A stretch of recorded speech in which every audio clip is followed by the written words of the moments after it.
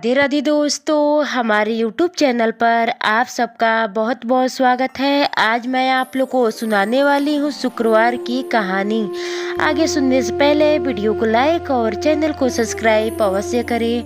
एक समय की बात है, एक नगर में एक बुढ़िया और उसका बेटा रहता था। कुछ समय बाद उस बुढ़िया ने अपने बेटे का विवाह कर दिया। विवाह के बाद वह अपनी बहू से सारे काम करवाने लगी। बहू को किसी न किसी बात से परेशान करने लगी। बहू घर का सारा काम करती थी और बुढ़िया उसे ठीक से खाना भी नहीं देती थी।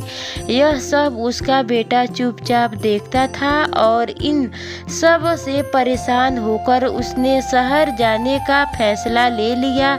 उसने अपनी माँ और पत्नी को शहर जाने की बात बताई। बुढ़िया के बेटे ने अपनी पत्नी से कुछ निशानी देने के लिए कहा तो वह रोने लगी कि मेरे पास तो तुम्हें देने के लिए कुछ नहीं है, और उसके चरणों में गिर गई। इसके बाद वह शहर चला गया।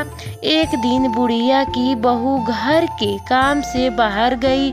वहाँ उसने देखा कि बहुत सी महिलाएं संतोषी माता की पूजा कर रही थी। उसने उन महिलाओं से व्रत की विधि जानी। तब उन महिलाओं ने उसे कहा कि एक लोटे में पानी, गुड़ और चने का प्रसाद लेकर माँ की पूजा करें और इस दिन खटाई का सेवन बिल्कुल ना करें। उसने ऐसा ही किया। माँ की कृपा से उसके पति की चिट्ठी और पैसे आने लगे। उसने माँ से कहा कि हे माँ, जब मेरे पति आ जाएंगे तो मैं उद्यापन करूँगी। संतोषी माता की कृपा से उसका पति भी आ गया। इसके बाद उसने व्रत का उद्यापन किया, लेकिन उसकी पड़ोस चिढ़ती थी। उसने उसके बच्चों को खटाई खाना सिखा दिया।